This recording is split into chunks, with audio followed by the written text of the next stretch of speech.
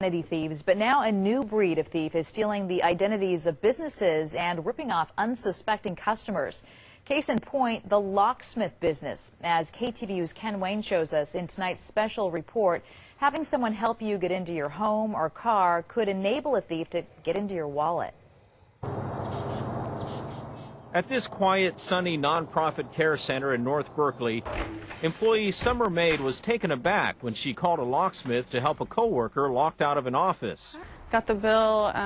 It was about $317 for about a half hour of work. That's about twice as much as her regular locksmith charges. Suspicious, she called the new locksmith back. I said, I'd like your locksmith license number and your business license number. He said he didn't have it on him and he would call me back. He didn't call me back. These parasites can come in and take the listing, change it, and basically create hundreds and hundreds of Google Map listings that go to their own phone numbers. Randy Reed of Reed Brothers Security in Oakland says more and more people are getting taken by fraudulent locksmiths who are using 411 websites and Google to steal the identities of legitimate companies. We would get 2 and 3 calls a day from people who thought they'd called us and they're upset. When you call a phony locksmith, you may be phoning a call center as far away as Florida or New York. Someone there will then dispatch a local collaborator to handle your call. The phony locksmith shows up, takes your money, maybe even makes and keeps duplicates of your keys. And instead of charging a standard fee, there will often be a lowball price to get your business, and then the bill will be inflated once the work is done. An elderly gentleman who was, I think, defrauded of about $5 grand for opening his front door. They basically took him to the bank and cleaned out his bank account. KTVU found a locksmith on Google Maps to open a locked SUV. 15 minutes later, this man arrived in a small, unmarked passenger car. He didn't have the legally required locksmith permit. He didn't have a toolbox. He didn't even have a business card. This is Bronx. The company headquarters. Yeah, but there's not a California license. Do you have a California license?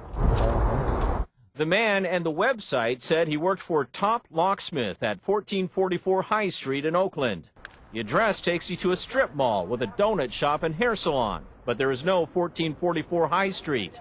After being confronted, the man, who said he was from Bulgaria, quickly drove off in his car, a car with a South Carolina license plate. Long-established locksmiths such as Randy Reed say thieves are giving legitimate companies a very bad reputation. Their main goal appears to be to have the Google Maps be an automated process where it is policed by the users, which means it is just ripe for this kind of thing. It gets very little oversight from Google. Google engineer Carter Maslin says the famously successful company requires businesses to give either an address or phone number for Google to verify their identity, but not both.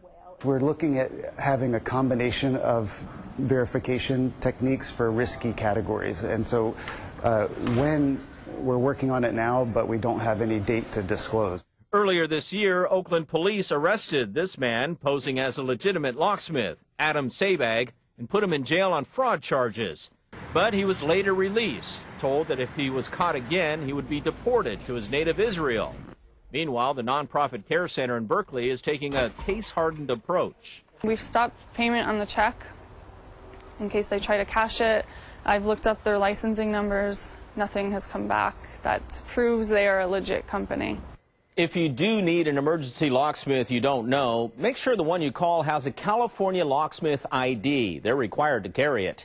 Make sure you know exactly how much you're being charged up front. There shouldn't be any add-ons. And remember, just because you found the company online does not mean it's legit. Ken Wayne, KTVU Channel 2 News.